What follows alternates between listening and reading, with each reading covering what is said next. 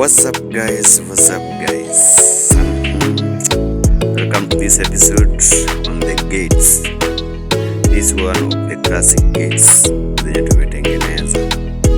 So I want you to tell me in the comment section how the gates looks like, how the compound looks like. Remember, the gate is your face, so always remember to take it. So guys, this is the final results of the gate. Please like, share, comment and subscribe to this show. So tell me in the comment section how the case looks like.